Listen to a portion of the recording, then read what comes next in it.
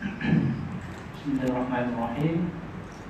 Assalamualaikum warahmatullahi wabarakatuh. Alhamdulillahi wa kafa, wassalatu wassalamu ala rasulil mustafa wa ala alihi wa ashabihi wa man iktafa, amma ba'd. Bismillahirrahmanirrahim. Allahumma aftah alaina hikmataka wa anshur alaina min khazaini rahmatika ya arhamar rahimin. Rabbana ishrah lana sudurana wa yassir lana umurana wahlul 'uqdatam min alsinatina yafqahu qawlana. Allahumma la sahla illa ma ja'altahu sahla wa anta taj'alul hazna idza syi'ta sahla. Allahumma anfa'na bima 'allamtana wa 'allimna ma yanfa'una wa zidna 'ilma. Allahumma rabbana yassir wa la tu'assir wa tammim bil khair. Amin ya rabbal alamin. Alhamdulillah wa syukurillah, bertemu lagi kita pada malam hari ini dalam keadaan sihat walafiat. Alhamdulillah, mudah-mudahan Allah Subhanahu wa taala sentiasa melimpahkan rahmat, hidayah dan juga nikmatnya kepada kita, dan mudah-mudahan Allah Subhanahu wa taala memudahkan kita untuk menjadi hamba-hambanya yang bersyukur dengan segala nikmat yang dikurniakan kepada kita. Alhamdulillah. Pada malam hari ini insya-Allah tuan-tuan sekalian, kita akan coba untuk kongsikan doa Nabi Muhammad SAW. Doa yang saya pilihkan pada malam hari ini adalah doa yang sangat-sangat penting dan mungkin bagi yang telah hafal kita akan ketahui maknanya lebih dalam lagi, dan juga hikmah-hikmah di sebalik makna-makna yang dikandungi oleh doa itu. Dan yang belum hafal, kita cuba untuk menghafalkannya. Jadi doa ini adalah doa yang diajarkan oleh Nabi Muhammad SAW kepada para sahabatnya dan diamalkan sendiri oleh Nabi Muhammad SAW setiap kali Nabi solat dan sebelum salam. Selepas tahiyat akhir, maka Nabi akan berdoa doa ini. Jadi doa ini saya bagi tajuk doa untuk kita diselamatkan daripada azab kubur, diselamatkan daripada neraka jahanam, diselamatkan daripada fitnah kehidupan dan kematian, serta doa kita diselamatkan atau dilindungi dari fitnah Dajjal Al-Masih atau Al-Masih Ad-Dajjal, Al-Masih Ad-Dajjal. Mungkin tuan-tuan dah selalu baca ini. Sebenarnya doa ini ulama ada mempertikaikan dari segi hukum. Apa hukumnya kita ketika solat sebelum salam kita baca doa ini? Sebagian ulama, majoriti ulama atau jumhur ulama mengatakan bahwasanya doa ini yang dibaca sebelum salam adalah sunnah muakkadah. Maksudnya sunnah yang sangat-sangat dipentingkan. Bila sunnah muakkadah, maknanya Nabi hampir-hampir tak meninggalkan, kecuali dalam uzur, dalam keadaan yang beliau tidak dapat, maka ditinggalkan. Jadi sunnah muakkadah. Contohnya adalah solat Aidil Fitri, Aidil Adha, sunnah muakkadah. Kalau tidak ada uzur, memang tidak akan meninggalkan. Itu jumhur ulama. Tapi ada sebagian ulama, dan pandangan ini berdasarkan kepada beberapa tabi'in atau beberapa ulama salaf, yakni para tabi'in. Sebahagian tabi'in menghukumi doa ini wajib. Tapi sebagian tabi'in atau sebagian ulama salaf, sebagian ulama. Tapi untuk majoritinya, sebagian besar ulama mengatakan doa ini adalah hukumnya sunnah muakkadah. Jadi kalau tidak ada uzur, maksudnya mampu buat, ada kesempatan, cukup waktu, doalah, bacalah doa ini. Dia sebenarnya ada beberapa doa yang boleh dibaca selepas tahiyatul akhir sebelum salam. Tetapi yang ini yang dihaskan, yang disebut oleh Nabi Muhammad SAW dalam hadisnya, jangan kalian lupa atau jangan kalian tinggalkan sebelum salam. Mintalah perlindungan daripada Allah Subhanahu wa taala supaya diselamatkan dari azab kubur, dari neraka jahanam, dari fitnah kehidupan dan kematian, dan dari fitnah Dajjal. Disebutkan secara khas. Oleh sebab itu ulama membincangkan berkaitan hukum membaca doa ini sebelum salam. Dan digalakkan juga doa-doa yang lain. Nanti insyaAllah kita akan sambung pada pertemuan yang akan datang. Doa-doa yang lain yang ada disebut juga dalam beberapa hadis untuk kita baca sebelum salam itu. Sama ada yang disebut dalam hadis ataupun doa yang kita hafalkan. Bahkan doa yang Nabi sangat suka, setiap kesempatan Nabi hampir-hampir tidak pernah meninggalkan bila di sela-sela doanya itu, sama ada di pertengahan maupun di akhir, yaitu doa Rabbana atina fid dunya hasanah wa fil akhirati hasanah wa qina adzabannar. Bila doa Nabi, bila Nabi berdoa saja tidak akan ditinggalkan doa ini. Maknanya dia akan selitkan juga. Tapi kalau kebiasaannya kita bila baca doa ini, yaitu doa Rabbana atina, itu maksudnya doa kita nak habis. Bila dah berdoa itu maksudnya dah habis lah. Boleh itu kita macam tu, tak ada masalah, tak ada larangan dan juga tidak ada perintah. Maksudnya digalakkan untuk doa, sama ada pada awal doa kita ke pertengahan maupun akhir, doalah itu. Ataupun ketika kita tak ada doa yang kita hafal, yang itu saja yang mudah, itu saja. Oleh sebab itu ulama, sebagian ulama ada menyebut, memberikan, saya tak pasti ulama mana ni, istilah yang biasa kita dengari di antara kita lah, mungkin di kawasan Nusantara kot, Indonesia, Singapura, Brunei, Thailand, Malaysia. Doa ini dinamakan doa sapu jagat. Pernah dengar tak? Doa yang merangkumi segala macam doa. Kalau doa ini sahaja dah cukup dah, tak perlu yang lain-lain. Sehingga itu dia punya kesan itu. Maknanya doa Rabbana atina fid dunya hasanah wa fil akhirati hasanah wa qina adzabannar itu sudah mencukupi, merangkumi segala doa yang kita minta. Dan diriwayatkan dalam sebagian riwayat, doa itu juga sebagian doa yang Nabi baca sebelum salam. Jadi kalau ini misalnya tak hafal atau agak panjang, kita doa yang itu dan doa-doa yang lainnya. Tapi saya akan bawakan pada malam hari ini adalah doa kita mohon setiap kali selesai solat, setiap kali sebelum kita salam, kita doa sebab mudah-mudahan Allah menyelamatkan kita dari api neraka, dari azab kubur, dari fitnah kehidupan dan kematian, dan fitnah ad-dajjal. Mungkin kita baca bersama dan satu persatu kita fahami, hayati makna di sebalik doa ini. Allahumma inni a'udzubika min 'adzabil qabr wa min 'adzabi jahannam wa min fitnatil mahya wal mamat wa min syarri fitnatil masiihid dajjal. Kalau ada versi yang lain, misalnya ada yang diawalkan, Allahumma inni a'udzubika min 'adzabi jahannam wa min 'adzabil qabr wa min fitnatil mahya wal mamat wa min fitnatil masiihid dajjal. Pun tak apa, sebab ada riwayat yang akhirkan, awalkan.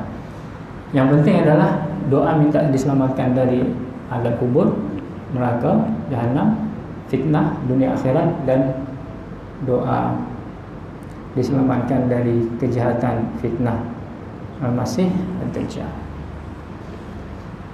Allahumma inni a'udzubika min 'adzabil qabr wa min 'adzabi jahannam wa min fitnatil mahya wal mamat wa min syarri fitnatil masihid dajjal.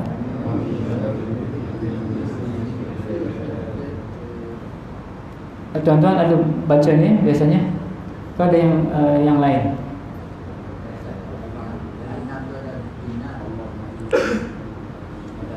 Wa min azabin nar. Okey, sama. Sebab ada sebagian riwayat. Riwayat ini yang saya pilihkan adalah riwayat yang paling atas sekali. Maksudnya riwayat diriwayatkan oleh Imam Bukhari dan Imam Muslim. Tapi mungkin dalam buku-buku yang biasa tuan dah hafalkan, mungkin menggunakan perkataan wa min azabin nar, tak ada masalah, sama saja. Ada yang lain lagi? Yang lain sama. Allahumma inni a'udzubika min azabil qabr wa min azabi jahannam wa min fitnatil mahya wal mamat wa min fitnatil masih dajjal. Ada yang tak ada syar. Yang tak ada syar pun ada juga. Wa min fitnatil masih dajjal. Jadi boleh. Syar ini untuk menegaskan saja, kita minta dilindungi dari kejahatan. Kalau dilindungi dari fitnah ad-dajjal itu dah cukup, sebab dajjal nanti kita akan huraikan sedikit sebanyak kaitan dengan fitnah dajjal ini. Sudah mencukupi kalau kita minta, ya Allah selamatkan aku dari fitnah dajjal.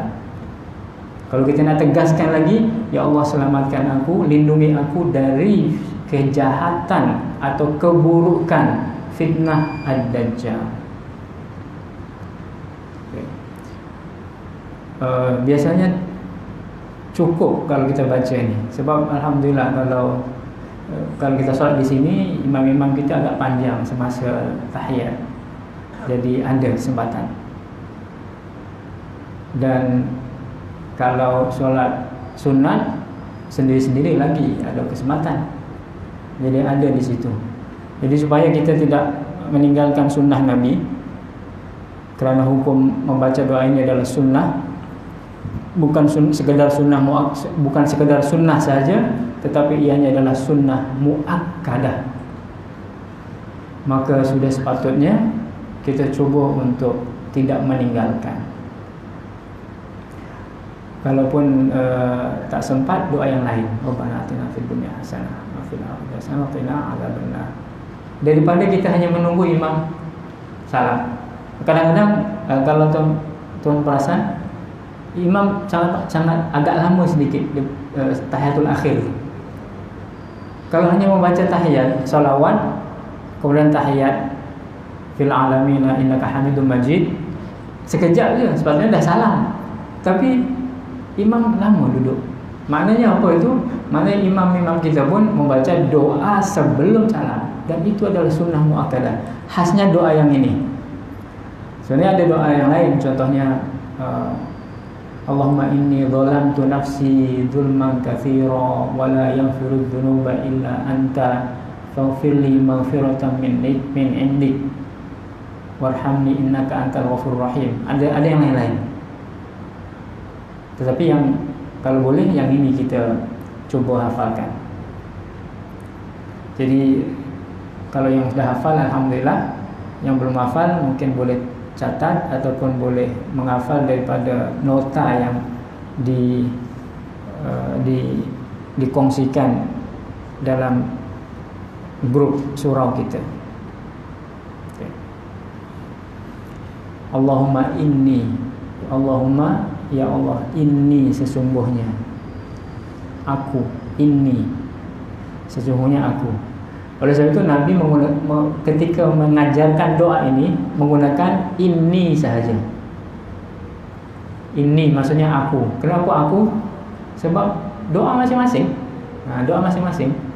Kecuali kalau jadi imam ketika doa selepas solat. Tapi ini semasa kita sebelum salam tu. Jadi sendiri-sendiri lah. Allahumma ya Allah, inni sesungguhnya aku ya Allah, a'udzubika berlindung denganmu ya Allah, min dari azab al-qabr, azab kubur, azab kubur. Satu. Yang kedua, wa min, dan dari azabi jahannam, dan dari siksa. Azab ini siksa atau azab, siksa neraka jahannam. Ataupun wa min azabin nar, neraka. Kalau neraka nar umum, tetapi ini jahannam, neraka yang berkobar-kobar, yang oleh sebab itu ditegaskan di sini. Kalau kita menggunakan wa min azabi jahannam, kita minta yang itu, selamatkan kami ya Allah. Wa min fitnatil mahya, dan dari fitnah al-mahya, kehidupan, mahya sama dengan al-haya. Mahya ini dia lebih standard, ataupun dia punya makna itu bukan sekadar kehidupan. Mahya ini dia lebih kompleks, lebih luas lagi. Oleh sebab itu kita minta, ya Allah, aku berlindung denganmu dari fitnah al-mahya, kehidupan semasa hidup, wal mamat, dan kematian. Kematian kalau bahasa Arab yang lain apa tuan-tuan? Kalau al-mahya, kalimat lain daripada bahasa Arab adalah al-haya, hayatud dunia, kehidupan dunia. Kalau al-mamat, kalimat lain adalah mayit atau maut, al-maut, sama dengan al-maut. Tapi al-mamat ini dia lebih bahasanya lebih tinggi lagi, bukan sekedar kematian, tetapi kematian selepas kehidupan yang itu adalah hak, yang memang itulah satu kepastian, setiap jiwa itu akan mati. Maka lindungi aku ya Allah dari fitnah selepas kematian itu. Ini dua. Yang ketiga, fitnah hidupan dan mati. Yang keempat adalah wa min syarri, dan dari keburukan fitnah al-masih ad-dajjal. Maksud al-masih adalah dia ada dua makna. Al-masih, sebab siapa lagi yang diberi gelaran al-masih? Isa alaihissalam. Isa pun masih juga, Dajjal pun masih. Tetapi al-masih maksudnya adalah yang mengusap. Masaha, yang sahu itu yang mengusap ataupun yang menghapus.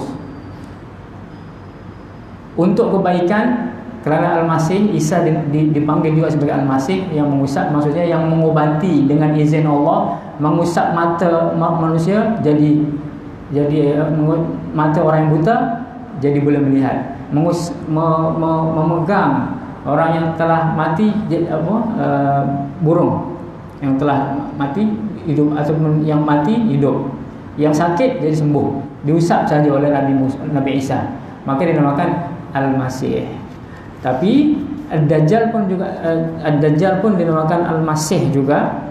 Maksud dari Masih adalah Al-Mamsuh, ataupun yang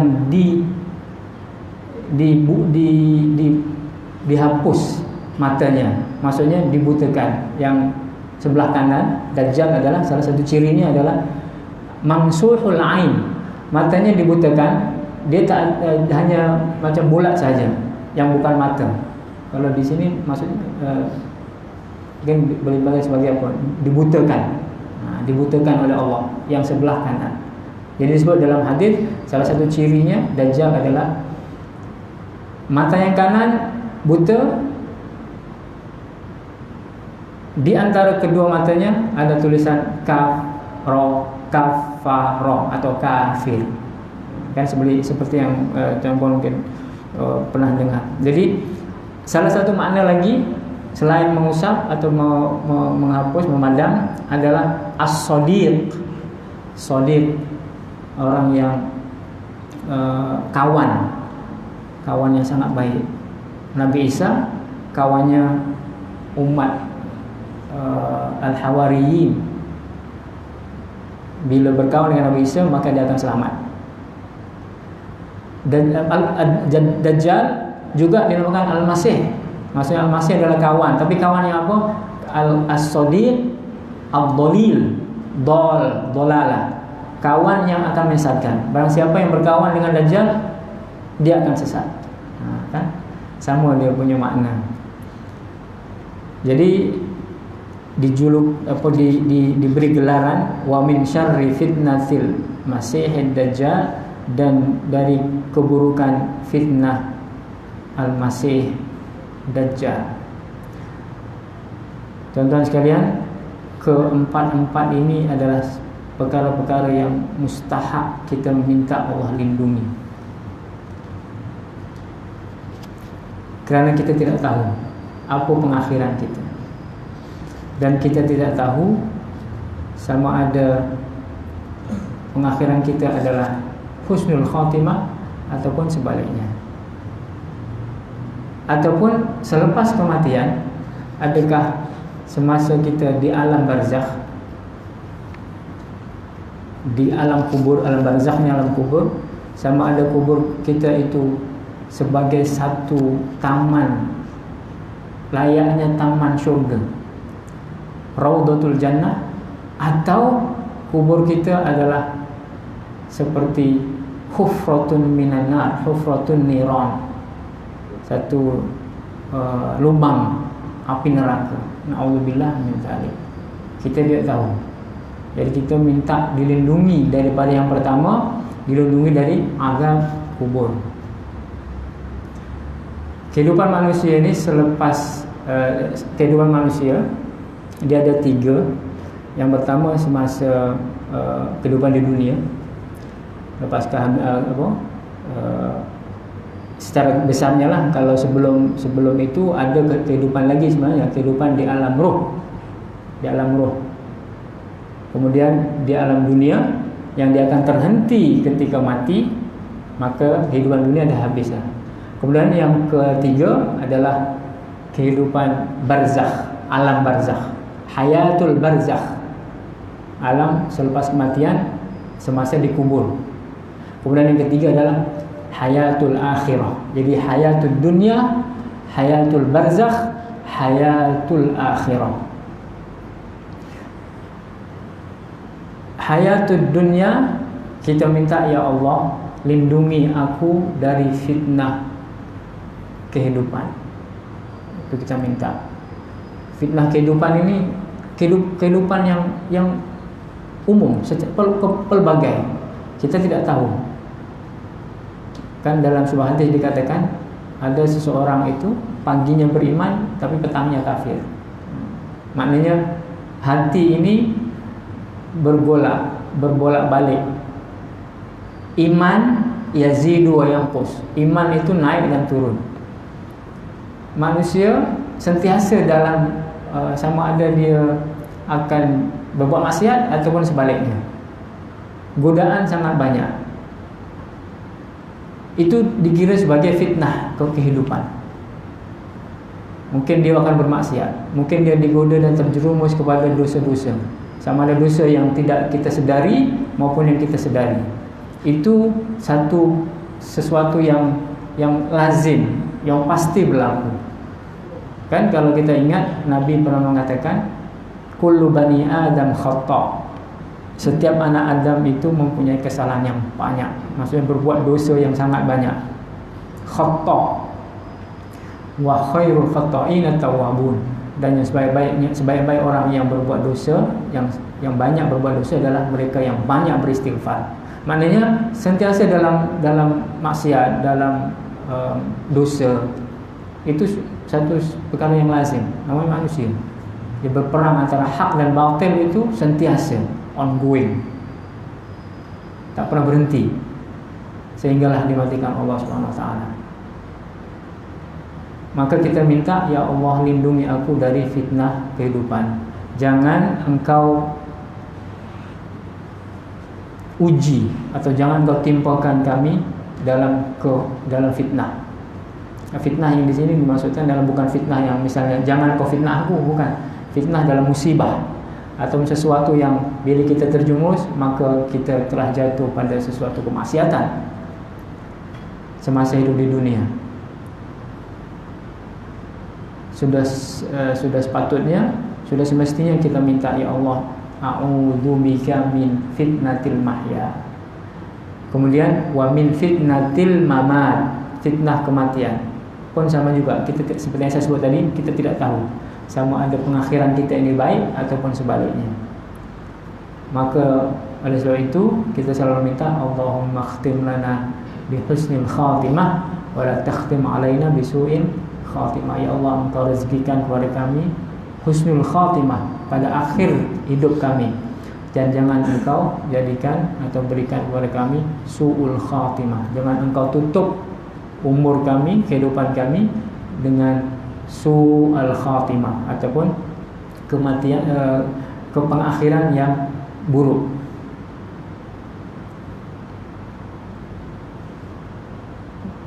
Dan kita tidak tahu, ya, pengakhiran kita nanti macam mana. Maka kalau tidak tahu, sepatutnya kita berusaha.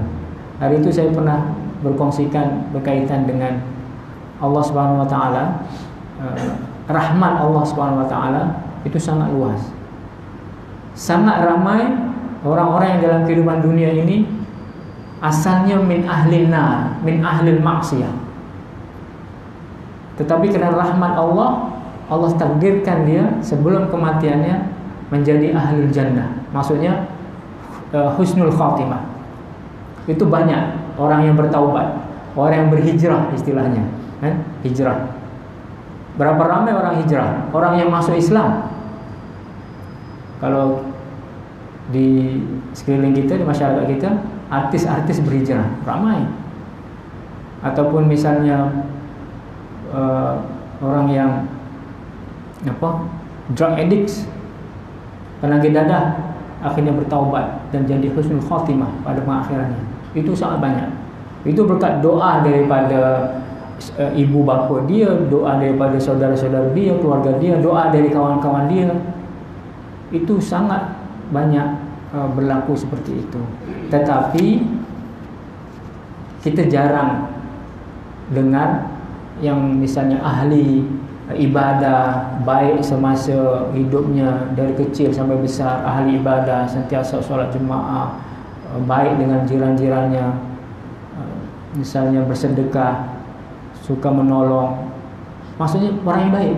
Tapi tiba-tiba Allah takdirkan su'ul khatimah. Ada, tetapi sangat jarang. Maksudnya memang kita tak tahu, kita tak pasti sama ada kita akan berlaku seperti itu ataupun tidak. Tidak ada yang boleh menjamin. Itu istilahnya. Tidak ada yang boleh menjamin orang yang dah ahli ibadah sekarang ini tiba-tiba nanti di akhir hayatnya husnul khatimah. Tak boleh menjamin. Tak ada yang menjamin yang akan berlaku seperti itu.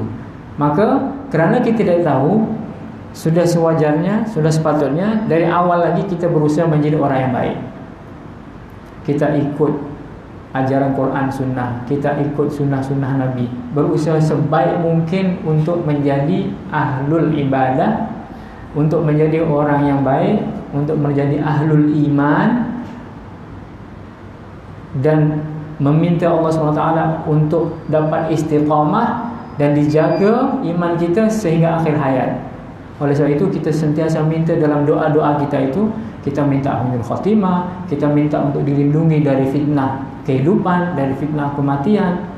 Kita minta untuk dimudahkan beribadah, dibaiki ibadah kita. Banyak doa-doa kita itu. Salah satu tujuannya adalah supaya pengakhiran kita adalah pengakhiran yang baik. Kerana kita tidak tahu. Hanya dengan rahmat dan takdir Allah sahaja kita diberi pengakhiran yang baik. Maka sudah semestinya kita sentiasa berdoa untuk kita dilindungi dari segala fitnah kehidupan dan kematian, dan kita minta husnul khatimah atau istiqamah untuk sentiasa dalam iman. Man kana akhiru kalamihi la ilaha illallah dakhala al-jannah. Barang siapa yang pada akhir hidupnya ucapan yang keluar dari mulutnya adalah la ilaha illallah, maka dia akan masuk surga. Itu yang kita minta. Doa-doa yang kita pelajari sebelum ini, doa minta diberi kematian yang baik, kan? maitatan haniyah, kematian yang lurus dalam iman, mati dalam keadaan iman. Bukan hanya itu, doa yang sebelum ini yang kita kongsikan juga berkaitan dengan kita minta Allah SWT dimatikan dalam keadaan semua anggota badan kita ini masih sempurna. Maksudnya sampai akhir hayat, dari mulai kesehatan mata, kesehatan telinga, kesehatan tangan, kesehatan kaki sempurna. Kemudian Allah matikan kita dalam keadaan baik. Kan waj'alhul waritha minna. Kalau tuan-tuan ingat, berujuk lagi hadis yang doa yang keberapa itu? Waj'alhul waritha minna, dan jadikan keadaan tubuh badan yang baik ini al-warith, yang akan mewarisi kita. Maksudnya yang akan sentiasa dengan kita sehingga akhir hayat kita. Kita minta itu. Kan kadang-kadang kalau kita tengok misalnya ada seseorang ataupun sebagian orang yang semasa sebelum kematiannya sudah misalnya hilang kuasa, hilang kekuatan, misalnya matanya diambil oleh Allah, penglihatannya, misalnya nyanyuknya lah, tak boleh berjalan lah, apa semuanya itu. Tetapi yang kita minta adalah diberi kesehatan anggota tubuh ini sehingga akhir hayat. Jadi kita minta segala kebaikan, sama ada kebaikan dunia maupun akhirat, dengan Allah jauhkan kita, lindungi kita dari fitnah al-mahya wal mamat. Ya. Kenapa al-kubur, al-mahya, al-mamat, al-dajjal, tapi jahannam tak ada al. Oh, okey. Sebab ini nama. Orang Arab bila sebut Jahannam dia tak ada al. Kan kita ikut orang Arab sebut. Contohnya Makkah. Makkah ada al tak? Madinah ada. Kerana orang Arab memang panggil itu. Okey, dalam Makkah, nama Makkah ada tak ada al. Kalau Madinah, Al-Madinah ada al. Jadi itu adalah dari segi bahasa saja. Kerana kita bukan orang Arab, itu bahasa mereka, kena kita ikut. Kita kena ikut. Istilah dalam bahasa Arab, Jahannam adalah nama tempat yang mabni. Maksudnya sudah seperti itu dipanggil dalam bahasa Arab. Maka tidak ada al. Kita tak boleh memandai-mandai meletakkan al. Kan bukan bahasa kita ikut saja.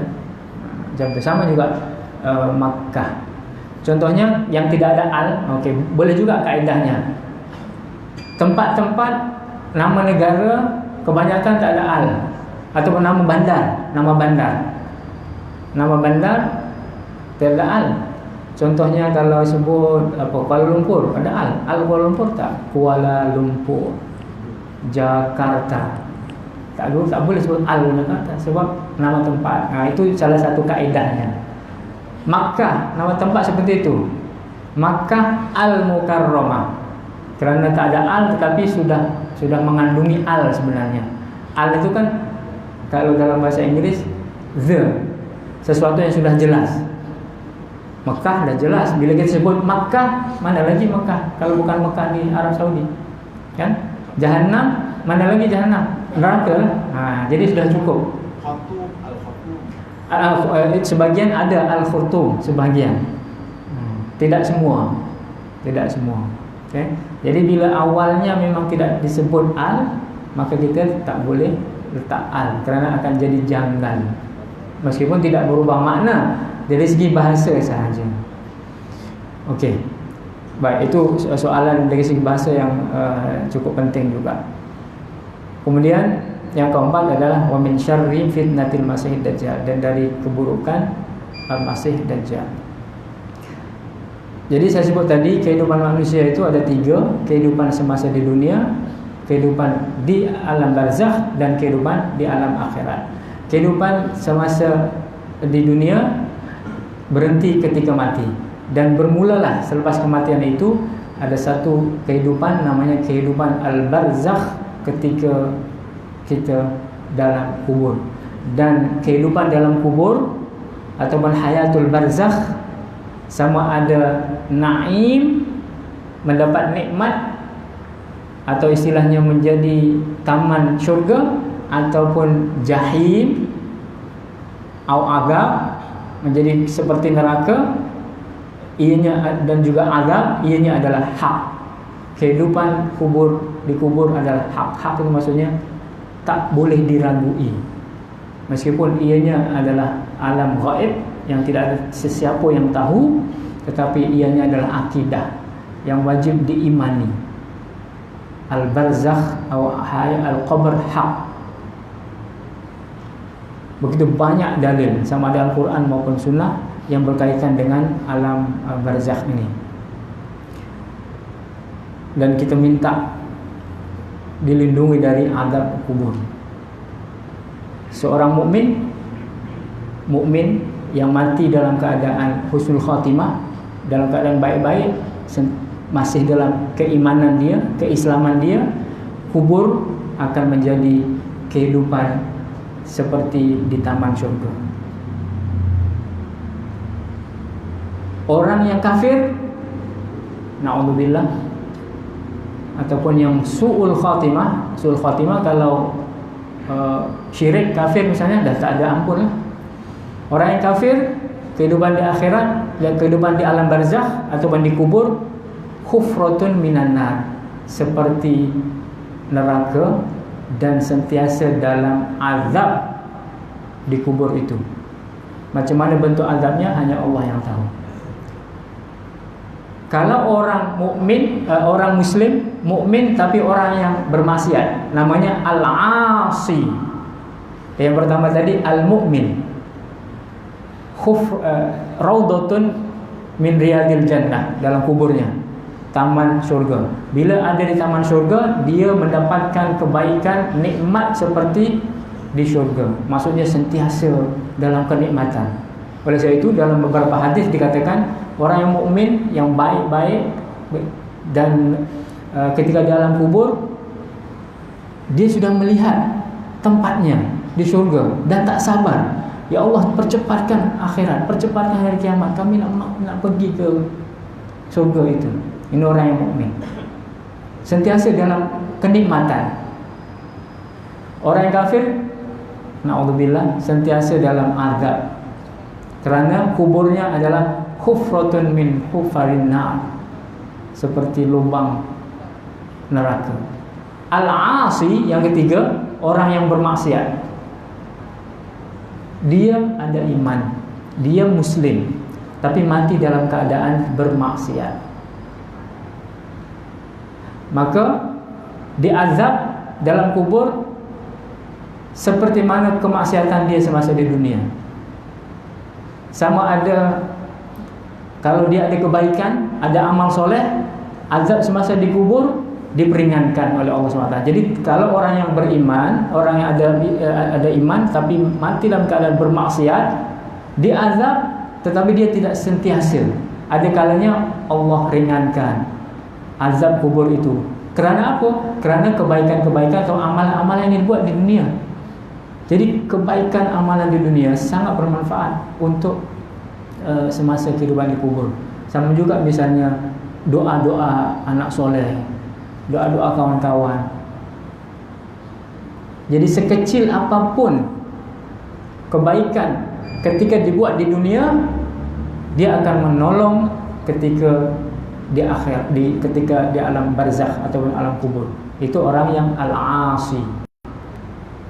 Kalau tuan-tuan ingat, ada satu hadis yang menceritakan tentang ada dua kubur. Ketika lalu Nabi mengatakan dua pemilik kubur ini tengah diazab. Maksudnya dia mukmin, dia muslim mukmin, tapi dia ada. Kenapa dia azab? Yang satu kata Nabi, dia tidak mengindahkan atau tidak mengambil berat semasa bersuci, semasa membersihkan najisnya, semasa misalnya dia bila membuang air kencing tidak membersihkan dengan sempurna. Maksudnya kebersihan tak dijaga. Dia diazab kerana itu. Yang satu lagi, dia diazab kerana suka menyebarkan fitnah. Dia menjadi batu api. Bukan mendamaikan dua orang yang bertikai, yang bergaduh, tapi dia membuat pertikaian semakin besar. Dia mengapi-apikan, menjadi batu api. Namimah, membuat fitnah. Maka diazab kerana itu. Jadi maknanya azab kubur adalah hak. Tapi macam mana jenisnya, macam mana bentuknya, hanya Allah yang tahu. Jadi ada 3 jenis tadi. Kemudian ada yang ulama dia berkata, nikmat di kubur dia akan sentiasa sehingga hari kiamat nanti. Sama juga azab kubur untuk orang kafir, dia sentiasa selamanya sampai hari kiamat nanti. Tapi yang asi tadi, orang yang bermaksiat tadi, dia mengikut dosa dan juga kebaikan selama di dunia. Kalau mengikut hadis, orang mukmin ini yang baik ketika di alam kubur, rohnya itu ada di rohnya, kalau disebutkan dalam suatu hadis, rohnya seperti dia menjadi burung, seperti itu, yang terbang ke syurga dan memakan buah-buahan syurga, kemudian kembali lagi ke alam barzakh lagi. Dia dah nampak dalam Al-Quran disebutkan oleh Allah Subhanahu Wa Taala berkaitan dengan azab neraka ini bagi orang yang ketika di alam barzakh ini atau alam kubur. Dalam surah Ghafir ayat 46 Allah berfirman, "An-naru yu'raduna 'alaiha ghuduwan wa 'ashiyya wa yawma taqumus sa'atu adkhilu ala fir'auna ashaddal 'adzab." Kata Allah. Dan orang yang dalam kubur ditunjukkan kepada mereka azab neraka, api neraka, setiap pagi dan petang. Ditunjukkan, ini tempat kamu nanti. Kemudian ketika sampai hari kiamat, orang kafir akan dimasukkan ke neraka. Sama juga orang yang mukmin ketika dikubur ditunjukkan, ini tempat kamu ketika di syurga. Dan ketika hari kiamat mereka akan dimasukkan ke syurga. Oleh sebab itu saya sebut tadi kan, orang mukmin di alam kubur tak sabar-sabar untuk dipercepatkan. Baik, jadi ini yang kita minta Allah untuk kita dilindungi. Mudah-mudahan Allah melindungi kita dari siksaan azab kubur. Dan yang keempatnya yaitu dari keburukan fitnah Masih Ad-Dajjal.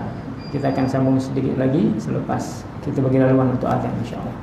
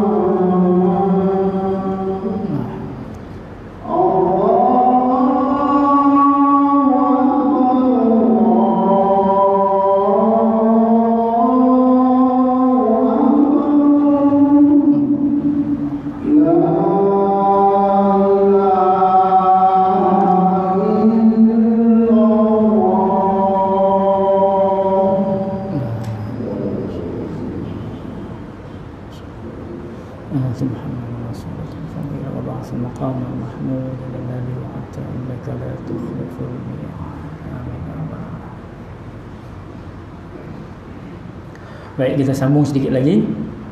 Jadi tuan-tuan yang dirahmati Allah Subhanahu wa taala, jadi keempat-empat perkara ini adalah sangat mustahab untuk kita minta Allah lindungi kita.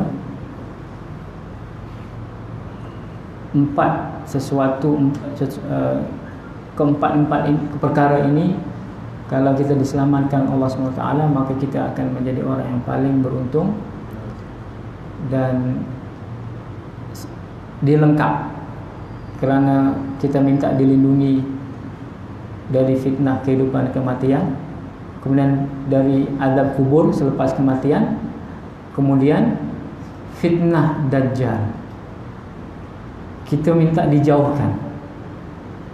Tuan-tuan, kita tidak tahu sama ada kita akan menjadi orang yang selamat ketika berlaku atau munculnya Dajjal ataupun sebaliknya. Yang pasti pada zaman itu kebanyakan manusia disesatkan oleh Dajjal. Tak ramai yang selamat, kerana kehebatan Dajjal ini dengan izin Allah. Fitnah yang dibawa oleh Dajjal luar biasa. Orang yang ada iman pun akan terpesong dan ikut dia. Kemampuan dia seakan-akan digambarkan dia mampu untuk menipu, memesongkan akidah orang Islam, akidah manusia. Seakan-akan dia mampu membawa di tangan kanannya adalah nerakanya, di kirinya adalah syurga. Kalau dia memasuki syurganya Dajjal, maknanya dia akan masuk nerakanya Allah. Dan bila dia memasuki nerakanya Dajjal, dia akan memasuki syurganya Allah. Sangat hebat fitnah ketika munculnya Dajjal. Dan ramai yang tak selamat. Maka oleh itu Nabi mengajarkan kita minta, ya Allah, jauhkan ya Allah kami dari fitnah Dajjal ini. Jangan sampai kita hidup sampai nanti Dajjal keluar. Kalaupun misalnya Allah takdirkan kita berjumpa, kita dah minta dah, diminta Allah jauhkan. Jadi kita minta dijauhkan ini sama ada tak bertemu langsung ataupun kita selamat. Tapi mengikut hadis ini tak bertemu langsung lah. Jadi lengkap kita minta itu. Dari mulai fitnah dunia, fitnah hidup, fitnah mati, fitnah selepas kematian, azab kubur, fitnah Dajjal, dan fitnah dan selamat dari neraka Jahannam. Maka ini yang mustahab dan Nabi ajarkan untuk kita baca. Hukumnya sunnah muakkadah. Allahumma inni a'udzubika min adzabil qabr wa min adzabi jahannam wa min fitnatil mahya wal mamat wa min syarri fitnatil masiihid dajjal wa min fitnati al masih ad-dajjal. Kenapa kita disunahkan, digalakkan sangat untuk membaca doa ini? Nabi mengatakan ada beberapa tempat-tempat yang kita digalakkan untuk baca doa.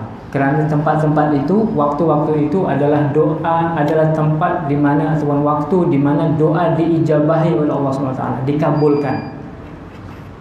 Salah satunya adalah doa sebelum salam. Maka tuan-tuan, berdoalah sebanyak mungkin. Berdoalah yang baik-baik, sama ada yang seperti diajarkan oleh Nabi ini, doa ini, ataupun doa yang lain-lain. Yang paling mudah, Rabbana atina fid dunya hasanah, ataupun doa Allahumma inni ala dzikrika wa syukrika wa husni ibadatik. Doa yang kita hafal, minta kebaikan dunia dan akhirat dibenarkan. Kerana sebelum salam atau selepas tahiyatul akhir adalah tempat di mana doa dikabulkan Allah SWT. Tempat-tempat yang kita kena tahu. Yang lainnya misalnya doa di antara azan dan iqamat. Seperti ini tadi kita minta sebelum iqamat. Seterusnya misalnya di antara ketika khatib, antara khutbah yang pertama dengan khutbah yang kedua. Contohnya lagi misalnya pada hari ketika sujud, hari itu kita ada sebut. Ketika sujud juga sangat-sangat digalakkan untuk kita berdoa. Sekurang-kurangnya doa misalnya yang pendek-pendek. Allahumma inni ala dzikrika wa syukrika wa husni ibadatik. Allahumma firli. Itu sujud. Apapun bila ada waktulah. Okey. Kalau rukuk, semasa rukuk kita disuruh untuk mengagungkan Allah Subhanahu wa taala. Amma fi rukuk fa'azimullah. Kita mengagungkan. Oleh sebab itu doa rukuk kita adalah subhana rabbiyal azim. Banyakkan itu. Subhana rabbiyal azim wa bihamdi. Subhana rabbiyal azim wa bihamdi. Kalau lama rukuk imam, kita baca itu saja. Kerana Nabi mengatakan perbanyakkan mengagungkan Allah SWT semasa rukuk. Tapi sujud fa'akthiru fihi minad du'a. Perbanyakkan doa yang baik-baik. Kenapa? Kerana kata Nabi, aqrabu ma yakunul 'abdu min rabbih wa huwa sajid. Masa ketika manusia sangat dekat dengan Allah SWT adalah ketika dia bersujud. Ketika kita tersungkur, kita sujud, kita empalkan kepala kita di tanah, itulah masa kita sangat dekat dengan Allah SWT. Bila dah rasa dekat, kata Nabi, bila itu dekat dengan Allah, apa yang kita perlu buat? Yang Nabi kata, perbanyakkanlah doa. Doa apapun. Jadi selain doa sebelum salam, doa ketika sujud, dan juga doa pada sepertiga malam terakhir, doa antara solat asar sehingga solat maghrib pada hari Jumaat.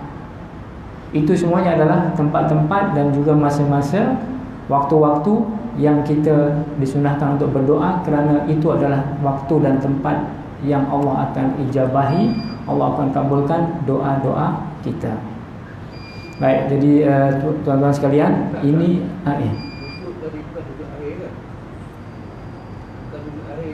ya, selepas tahiyatul akhir. Betul. Sujud akhir ataupun dia tidak terhad, tuan. Yang penting sujud. Sujud masa akhir boleh, ataupun kita sujud, kita panjangkan sujud kita, sama ada sujud yang pertama ataupun sujud yang kedua, boleh. Tapi kebiasaannya kita sujud yang akhir lah. Tapi ikut imam. Kalau solat jemaah, saya sebut hari itu, imam kena diikuti. Jangan sampai kita mengawali imam, mendahului imam, ataupun kita lewat sangat dengan imam. Itu tidak dibenarkan. Maka yang dimaksudkan untuk kita panjangkan sujud, kita doa banyak-banyak semasa sujud adalah ketika solat bersendirian. Tapi ketika berimamkan ataupun bermakmumkan seorang imam, kita ikutlah. Jangan sampai imam dah baca tahiyat, kita masih sujud, tak bangun-bangun. Itu menyalahi kewajiban untuk ikut imam. Kerana apa-apa yang dibuat imam kena kita ikut. Tak boleh lewat sangat, apatah lagi mendahului imam. Baik, jadi tuan-tuan sekalian, jadi berkaitan dengan bahasa, insya-Allah kita akan sambung kemudian. Ini berkaitan dengan a'udzu sahaja sebenarnya. Jadi a'udzu ini adalah aku berlindung. Jadi dalam istilah yang lain, isti'adzah. Isti'adzah itu meminta perlindungan. A'udzubillahi minasyaitonirrajim itu dinamakan sebagai isti'adzah, meminta perlindungan. Kalau Allahumma firli itu namanya istighfar. Istighfar. Tasbih kita baca subhanallah. Hamdalah kita baca alhamdulillah. Takbir kita baca Allahu Akbar. Basmalah kita baca bismillah, ataupun hamdalah kita baca alhamdulillah. Isti'adzah kita baca a'udzubillah, isti'adzah. Istighfar kita baca astaghfirullah. Okey, baik. Jadi itu saja yang boleh disampaikan pada malam hari ini. Mudah-mudahan kita boleh amalkan doa yang diajar oleh Nabi ini, dan kita rujuk nota yang diberi. Jadi apa yang baik dan bermanfaat itu daripada Allah Subhanahu wa taala, dan sebaliknya itu daripada diri saya sendiri. Saya minta ampun, minta maaf. Mudah-mudahan Allah memudahkan kita untuk mengamalkan apa yang baik. Jadi kita akhiri dengan tasbih kafarah dan surah Al-Asr. Subhanakallahumma wa bihamdika asyhadu an la ilaha illa anta astaghfiruka wa atubu ilaik. Bismillahil asr innal insana lafi khusr illa alladziina aamanu wa 'amilus shalihati wa tawasaw bil haqqi wa tawasaw bis sabr. Bismillahirrahmanirrahim. Allahumma ij'al jam'ana hadha jam'an marhuma wa tafarraqana min ba'di tafarruqan ma'suma wa la taj'al fina wa la ma'na wa la man yatba'una shaqiyya wa la matruda wa la mahruma. Allahumma anfa'na bima 'allamtana wa 'allimna ma yanfa'una wa zidna 'ilma. Rabbana atina fid dunya hasanah wa fil akhirati hasanah wa qina 'adzaban nar. Wa akhiru da'wana alhamdulillahi rabbil alamin. Assalamualaikum warahmatullahi wabarakatuh.